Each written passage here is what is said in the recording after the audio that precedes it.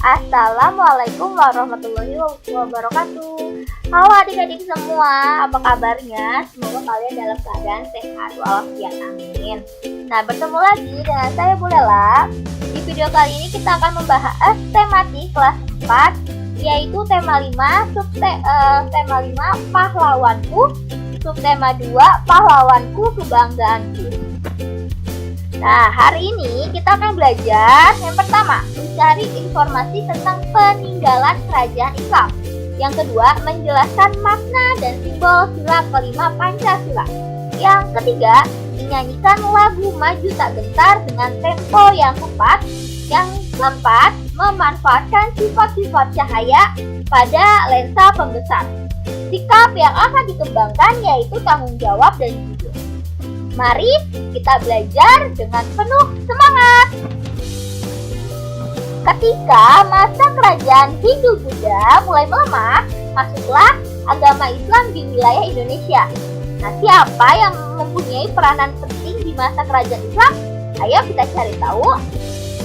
Nah, sebelum kita cari tahu, kita baca dulu ya teks berikut, yaitu tentang Sultan Hasanuddin. Sultan Hasanuddin ialah raja dari kerajaan Islam Boyatalo di Makassar, Sulawesi Selatan. Oleh Belanda, ia dijuluki dengan nama Ayam Jantan dari Timur karena kegigihan dan keberaniannya melawan Belanda. Ia membela kepentingan kerajaannya dan kepentingan rakyatnya dengan gigih. Ia berusaha menegakkan kedaulatan dan memperluas wilayah kerajaan. Ia berhadapan dengan Arupalaka, Raja Bone yang dibantu oleh Belanda. Sultan Hasanuddin dikenal arif dan bijaksana. Beliau merasa sedih karena harus bertempur melawan keluarganya sendiri, yaitu Arupalaka, Latenri, Tatta, Toerum, dan sudah seperti saudara kami sendiri. Sultan Hasanuddin mempertimbangkan bahwa pertumpahan darah di kalangan orang Makassar dan Bugis harus segera dihentikan. Nah, Sultan Hasanuddin berusaha menggabungkan kekuatan kerajaan kecil di Indonesia, wilayah timur untuk melawan Belanda. Nah, karena perjuangan dan jasa-jasanya, nama Sultan Hasanuddin diabadikan sebagai nama jalan dan universitas di wilayah di Sulawesi Selatan. Pemerintahan bahkan menganugerahkan gelar pahlawan nasional kepada Sultan Hasanuddin. Setelah wafat, Sultan Hasanuddin dimakamkan di Kompleks Pemakaman Raja-Raja Goa di Sulawesi Selatan. Kompleks pemakaman raja-raja merupakan peninggalan sejarah yang perlu dijaga kelestariannya. Kompleks pemakaman ini pun dijadikan objek pembelajaran sejarah bagi bangsa Indonesia. Nah, berikut ada informasi dari bacaan Sultan Hasanuddin. Yang pertama di sini, Sultan Hasanuddin adalah sultan dari kerajaan Gao Talo, Makassar, Sulawesi Selatan, dan juga dia dijuluki dengan Ayam Jantan dari Timur karena kegigihan dan keberaniannya melawan Belanda. Nah, Sultan Hasanuddin membela kepentingan kerajaannya dan kepentingan rakyatnya dengan gigih. Nah, Sultan Hasanuddin juga dikenal arif dan bijaksana. Beliau merasa sedih karena harus bertempur melawan keluarga sendiri. Nama Sultan Hasanuddin diabadikan sebagai nama jalan dan universitas di Makassar, Sulawesi Selatan. Sultan Hasanuddin dimakamkan di Kompleks Pemakaman Raja-Raja Goa di Sulawesi Selatan. Nah, berikut adalah 6 informasi dari bacaan yang sudah kita baca sebelumnya. Dari perjuangan Sultan Hasanuddin, kita belajar tentang keberanian dan kegigihan dalam melawan tindakan yang salah dan sewenang-wenang. Nah, Sultan Hasanuddin berusaha untuk melawan kewenangan Belanda. Perjuangan beliau layak diteladani dan diberi penghargaan. Berbagai peninggalan Sultan Hasanuddin juga perlu terus dilestarikan sebagai pelajaran bagi generasi berikutnya, yaitu kalian ya adik-adik. Nah, bangsa yang besar adalah bangsa yang menghargai jasa para pahlawannya.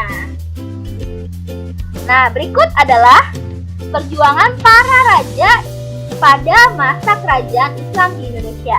Yang pertama di sini sudah Ibu tuliskan adalah Sultan Malik Al-Saleh, yang merupakan pendiri dan raja pertama dari kerajaan Samudra Pasai. Ia memerintah Samudra Pasai pada tahun 1285 sampai 1297. Sebelum menjadi raja, ia bernama Marah Tiluk. Pada masa pemerintahannya, Sultan Malik Al-Saleh berusaha menjadikan Samudra Pasai sebagai pusat perdagangan dan agama Islam di Sumatera bagian utara. Nah, pada masa itu, kerajaan Samudra Pasai berkembang menjadi kerajaan maritim yang kuat di sekitar Selat Malaka. Nah, peninggalan pada masa kerajaan Samudra Pasai yaitu nisan-nisan makam Raja Samudra Pasai yang dihiasi syair-syair bernuansa Islam. Ya, yang pertama adalah Sultan Malik Al-Saleh. Yang kedua ada Sultan Iskandar Muda. Sultan Iskandar Muda merupakan raja dari kerajaan Aceh Darussalam yang memerintah pada tahun 1607 sampai 1636. Pada masa pemerintahannya, kerajaan Aceh Darussalam mencapai puncak kejayaan. Nah, kerajaan Aceh Darussalam menjadi pusat perdagangan yang ramai. Ia menjalin hubungan ekonomi dan perdagangan dengan berbagai negara seperti Persia, Turki, Cina, dan India, sehingga perekonomian berjalan dengan baik. Nah, Sultan Iskandar Muda ini sangat menentang penjajahan. Ia menolak keinginan Belanda untuk memonopoli atau menguasai perdagangan di wilayah kerajaan Aceh Darussalam. Peninggalan raja ini adalah makam Sultan Iskandar Muda. Nah, peninggalan kerajaan Aceh yang terkenal adalah Masjid Raya Baitur Rahman. Akan tetapi, masjid tersebut bukan bangunan asli karena telah mengalami renovasi akibat Perang Aceh pada awal abad ke-20. Nah, ini yang kedua adalah Sultan Iskandar Muda. Yang ketiga ada Raden Patah dan Adipati Unus. Ya, Raden Patah merupakan pendiri sekaligus raja di kerajaan Demak pada tahun 1500 sampai 1518. Selama Raden Patah memimpin kerajaan, ia dibantu oleh seorang wali yang bernama Sunan Kalijaga. Pada masa pemerintahannya dibangun sebuah masjid, yaitu Masjid Demak. Pada tahun 1518, ya, Raden Patah wafat dan digantikan oleh Adipati Unus. Adipati Unus memerintah Demak pada tahun 1518 sampai 1520. Adipati Unus sangat terinspirasi oleh Gajah Mada untuk menjadikan Demak sebagai kerajaan maritim terbesar di Indonesia, seperti Majapahit. Adipati Unus berusaha membangun angkatan laut yang kuat untuk menyerang Malaka yang dikuasai Portugis. Penyerangan itu dilakukan karena Portugis di Malaka merugikan perdagangan Demak. Ia berhasil mengusir Portugis yang mengganggu kelancaran perdagangan Demak. Adipati Unus menyeberang ke laut dan ke utara menuju ke Malaka untuk melawan Portugis. Oleh karena itu, ia mendapat julukan Pangeran Sabrang Lor. Ya, ini yang ketiga ya, tokoh pahlawannya dari kerajaan Islam. Yang keempat, ada Sultan Agung. Sultan Agung merupakan raja kerajaan Mataram Islam yang memerintah pada tahun 1613 sampai 1645. Sultan Agung dikenal sebagai seorang pemimpin yang menentang penjajahan Belanda. Nah, Sultan Agung berusaha keras untuk mengusir PCO yang telah menduduki Batavia. Kalau sekarang disebutnya Batavia itu sebagai Jakarta ya.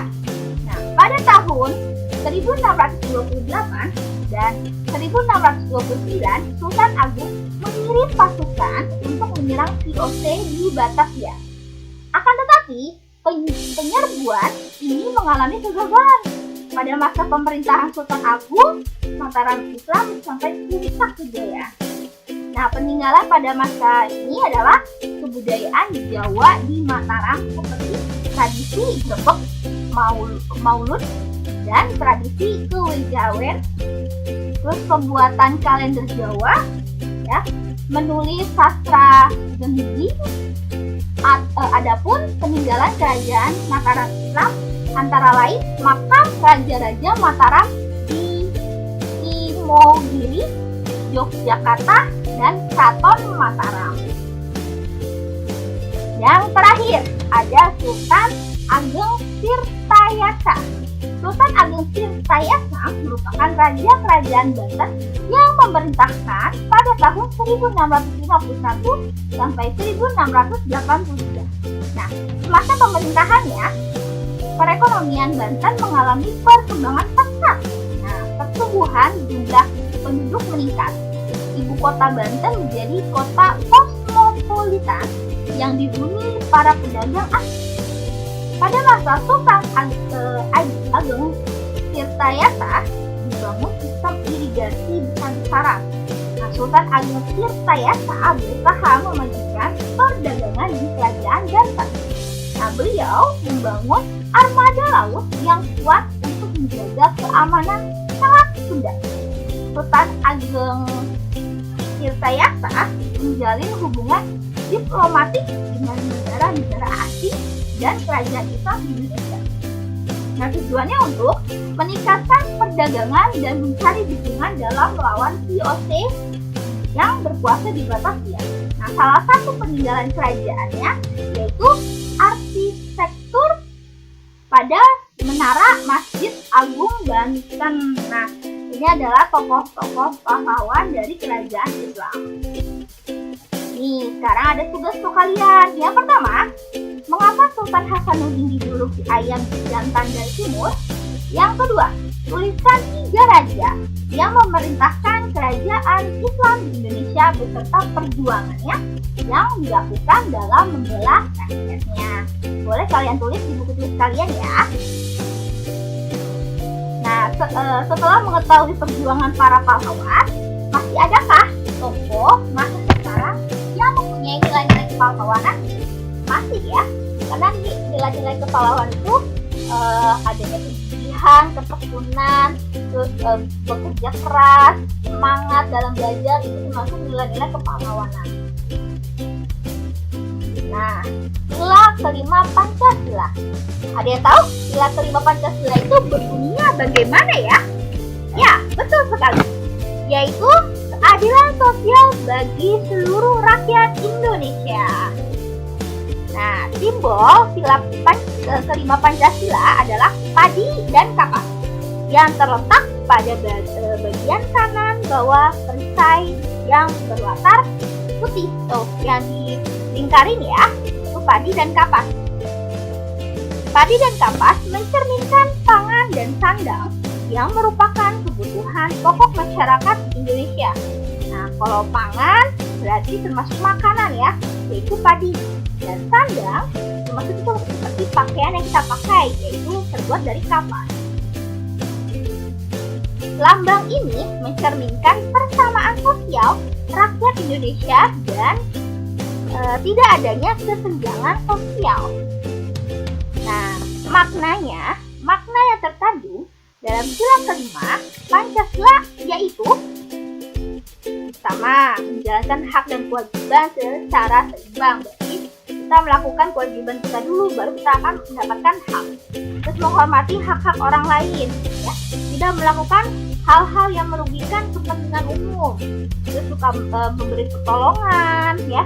Tidak bersikap boros. Terus menghargai hasil karya orang lain. Suka bekerja keras dan menjunjung tinggi nilai kekeluargaan dan kebersamaan. Berikut adalah makna yang terkandung dari sila kelima, ya. Nah, salah satu bentuk pengamalan sila kelima Pancasila yang dapat kita terapkan yaitu bekerja keras. Nah, untuk meraih prestasi yang gemilang, dengan prestasi kita dapat membanggakan orang tua, sekolah, bahkan bangsa Indonesia. Ayo adik-adik semua, kita belajar dengan tekun dan giat ya, sesuai dengan bidang yang kamu suka. Nah, ini berikut tugas yang selanjutnya. Yang ketiga adalah, apakah hubungan antara simbol dan sila kelima Pancasila dan maknanya? Keempat, berilah contoh perilaku di kehidupan sehari-hari yang mencerminkan sila kelima Pancasila. Nah, ini contohnya itu nggak perlu banyak-banyak ya, bisa 2 atau 3 saja. Tapi dalam kehidupan sehari-hari ya, kalian bisa tulis di buku tulis kalian. Nah, tempo lagu. Nah, di tema sebelumnya kita sudah pernah belajar tentang tempo lagu. Nah, bolehlah akan membahas kembali apa sih tempo lagu ini? Ada yang ingat tidak? Apa sih pengertian tempo lagu? Ya, tempo adalah cepat lambatnya suatu lagu yang dinyanyikan. Nah, itu ya pengertian dari tempo lagu. Nah, jenis-jenis dari tempo lagu itu ada 3. Ada tempo lambat, tempo sedang, dan tempo cepat. Yang sering kita temukan adalah tempo lambat itu seperti lento, ya, largo, dan sebagainya. Kemudian ada tempo sedang, ada yang moderato, ya kan, ada andante, dan sebagainya. Nah, yang tempo cepat ada allegretto, ya, ada presto, allegro. Nah, itu termasuk tempo cepat. Nah, ini adalah jenis-jenis tempo lagu ya. Ingat tuh, ada tempo lambat, sedang, dan cepat. Kemudian pemanfaatan sifat-sifat cahaya pada lensa pembesar atau loop. Nah, di pembelajaran sebelumnya Bulella sudah bahas ya bagaimana sifat-sifat cahaya itu, yaitu adanya yang dipantulkan, ada yang dibiaskan, ya kan, ada yang merambat lurus, dan sebagainya. Nah, hari ini kita akan belajar tentang pemanfaatan sifat-sifat pada lensa pembesar. Apakah kalian tahu apa itu loop? Ayo, ada yang tahu tidak? Yuk kita bahas. Loop biasa disebut suryakanta. Ya, loop atau lensa pembesar sering digunakan oleh tukang jam tangan dalam bekerja. Kenapa tukang jam tangan? Karena lensa pembesar berguna untuk melihat benda-benda yang berukuran kecil, seperti bagian-bagian dalam mesin jam tangan. Itu sangat kecil ya, ya. Dengan bantuan lensa pembesar, kerja mata menjadi lebih ringan. Ya, benda-benda yang berukuran kecil akan tampak lebih besar dan lebih jelas oleh mata. Makanya itu loop atau kaca pembesar merupakan alat optik yang sangat sederhana. Ya kan? Yang tadi apa tuh? Berfungsi sebagai membantu melihat benda-benda kecil agar tampak jelas dan besar. Nah, loop merupakan salah satu penerapan sifat cahaya, yaitu cahaya dapat dibiaskan. Nah, di sini lensa pembesar atau loop terbuat dari lensa cembung. Lensa cembung yang menghasilkan bayangan yang lebih besar dari ukuran aslinya. Lensa pembesar sederhana dapat dibuat dari bahan-bahan sederhana juga yang tersedia di sekitar kita. Nah, seperti botol bening, ya, plastik bening, dan bohlam lampu bekas. Bahan-bahan tersebut diisi dengan air jernih sehingga jadilah sebuah lensa pembesar sederhana. Nah, kamu di rumah bisa melakukan atau percobaan membuat lensa pembesar dari bahan-bahan yang sederhana. Nah, tugas yang terakhir, yaitu yang kelima. Apa yang kamu ketahui tentang loop? Nah, dari tugas-tugas yang sudah Ibu sampaikan, tolong kalian tulis di buku tulis kalian dan kalian kerjakan. Setelah itu serahkan kepada guru kalian masing-masing. Bulella ucapkan terima kasih. Kurang lebihnya mohon maaf. Wassalam. Wassalamualaikum warahmatullahi wabarakatuh.